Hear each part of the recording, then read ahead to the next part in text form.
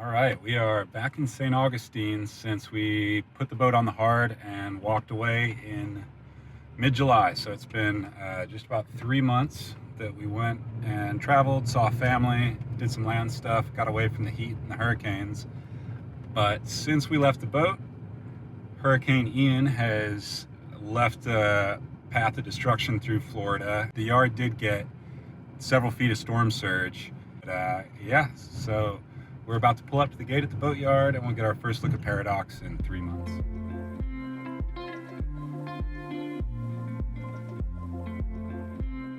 In our last episode, we said goodbye to our friends in the Bahamas.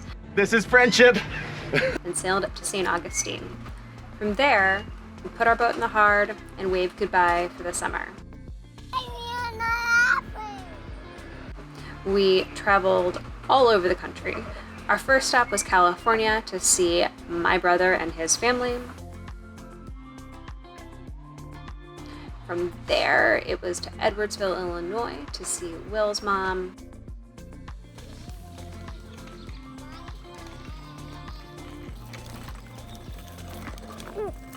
Hi! Then to Philadelphia to see my parents. What are you doing? I think these two have been around people too much. And then finally, we got to spend an entire month exploring England, primarily Cornwall. So, despite my accent, I was actually born in England and lived there until I was 7.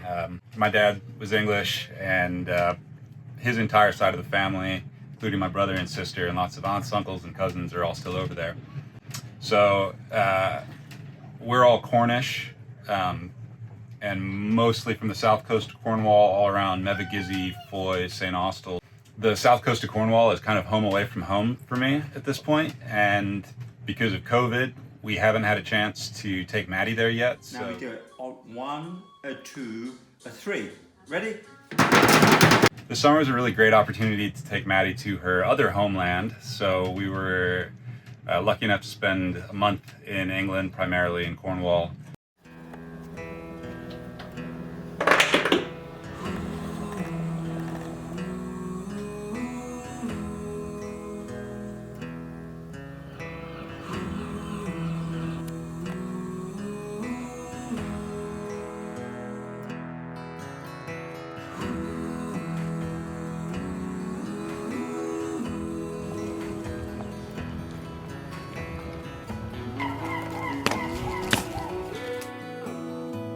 Okay, do you like green, orange, pink best of all? Which one do you like more?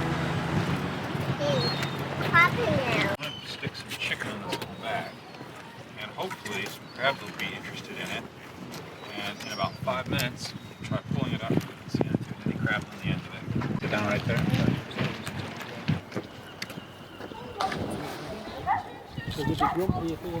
Cutie, cutie. It's a cutie. Cutie.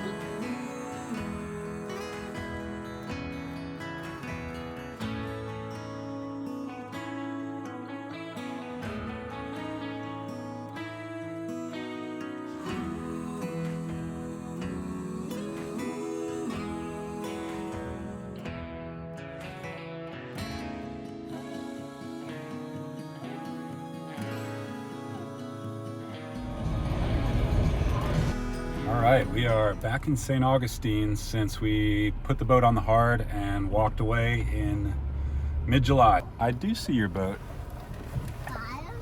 Daddy is gonna go open up the gate. Are you excited to see Paradox, honey? No. You're not? Really silly. Hey, there's our boat, baby, look, right there.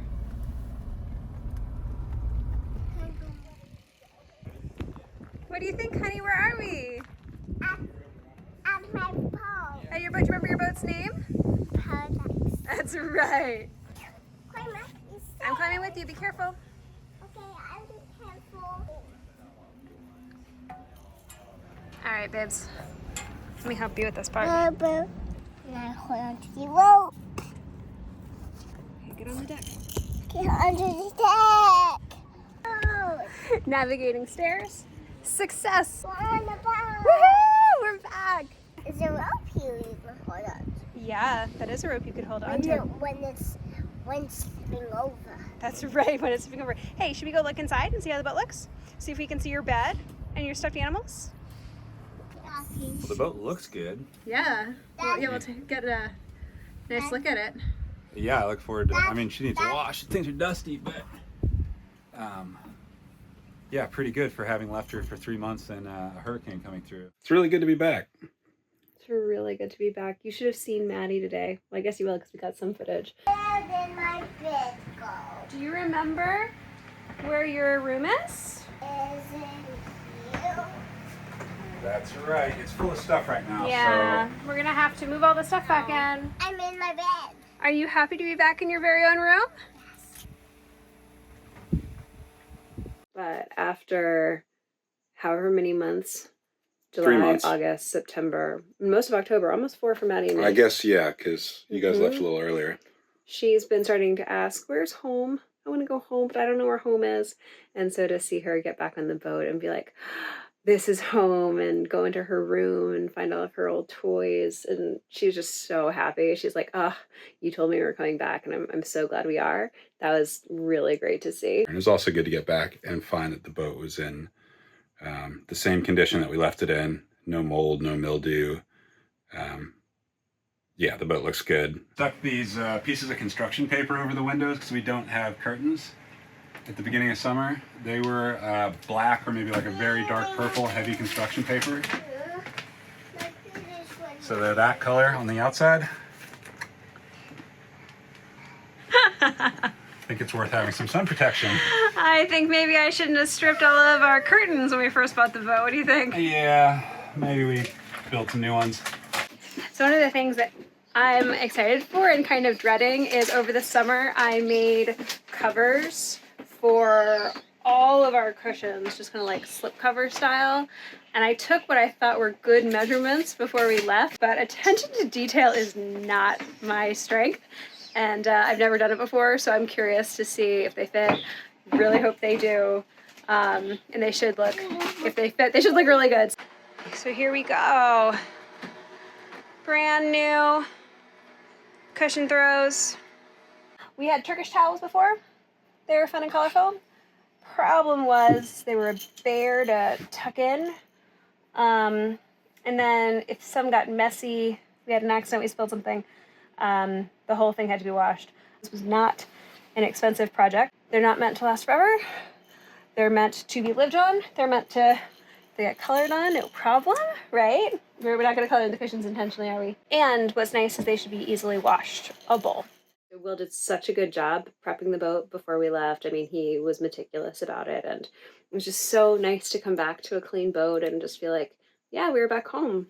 Yeah, it only took like maybe 2 hours. I mean, we've got some unpacking left to do, but it maybe took 2 hours to get things more or less back to normal. So it was nice. Yeah, Feels good to be here. It's really good to be here, and then we'll get to work tomorrow. All we have to do is rebuild the prop, swap it on. That should take the morning, buff and wax the hull, and maybe try to work on the teak rub rails a bit. We don't have that much work. Okay, morning. Our first full day in the boatyard is about to commence. I am reminding myself how the auto prop goes back together now that I've got all the parts that I need, and I'm gonna do that. Why are you messing around with an auto prop? Because last season it tried to explode. One of the blades was threatening to fly off the hub of the prop. It was because a bearing that the blade rides on had completely failed, and now I've got all the parts I need. And I cleaned it up. I cleaned it up last season, but didn't have the parts. Now I've got them, so I can put it back together.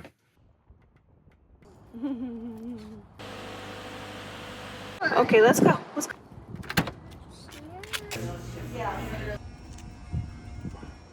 I really screwed up because I cleaned all this stuff up back in March, I think, maybe April. And then, I stripped all the grease out of the inside as I was cleaning it. And then I just sort of dropped some parts back in after I'd cleaned everything for storage. and haven't looked at it in a few months, and unsurprisingly a bunch of rust has formed. So these are all perfectly clean. It was really stupid of me.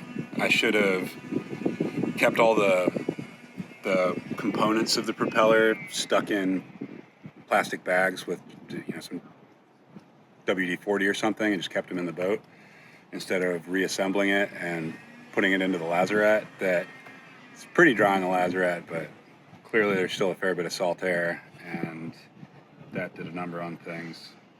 At a minimum, I've got to do a lot of cleaning. At a maximum, I may have screwed up some of the good bearings, and that means I need to order new ones, which isn't a big deal, except I don't know if I can get them quickly enough to rebuild this in time to go back in the water on Monday.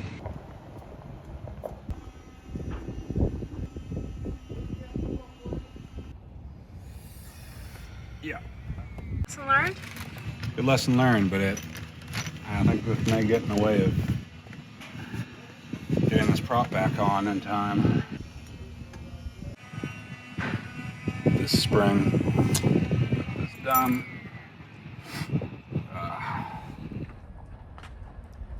Okay, so this is the propeller that we currently have on the boat. It's our spare prop. It's a fixed blade, as you can see. No danger of it coming apart, so it works. We can totally go sailing even if we don't get our auto prop restored. It's just slow. So John, the owner, when I showed him what I was working on and asked if he knew of any like sandblasting shops or anything that could help get these blades cleaned up from all the corrosion, he just showed me his sandblaster and showed me how it worked, told me to have at it. So now I'm just getting the blades prepped. Here, the old lip seal left a lot of rubbery residue, so I'm trying to get all that cleaned out first, and then I'll sandblast the outer bits of the blades.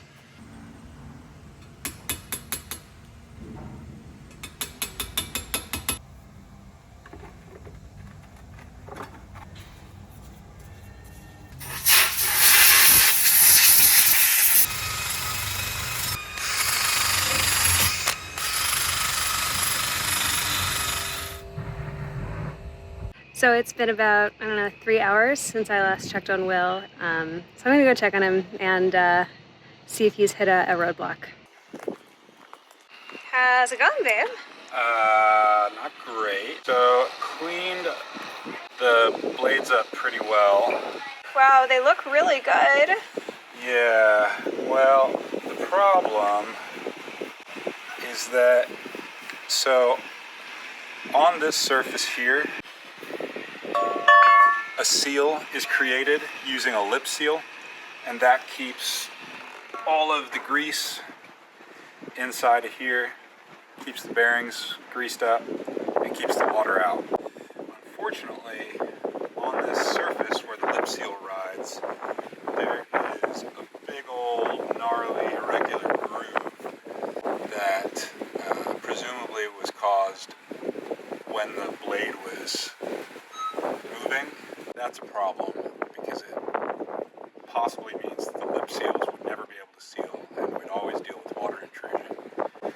The other problem, which is more immediate, is that the lip seals that I had ordered that are supposed to fit around the entire outside of this blade are for the smaller, I think H5 version of the auto prop. So I think they just accidentally shipped the wrong ones to me. And I don't think that's the kind of thing. It's a proprietary lip seal, and they're probably not even in stock anywhere in the US, which means they're coming from England, and that means they're not going to arrive by this weekend, which I really need to have them in hand to rebuild the prop to install by Sunday night before we splash first thing on Monday morning. That probably means we're stuck with a fixed prop for a while, maybe forever. So I don't know how much more time to spend cleaning these up to a perfect standard when I could be doing other things like figuring out how we're going to buff this hull. is. I've always tried to avoid buffing and waxing, but now I think we're gonna do it because it would cost like $2 grand to pay someone else to do it.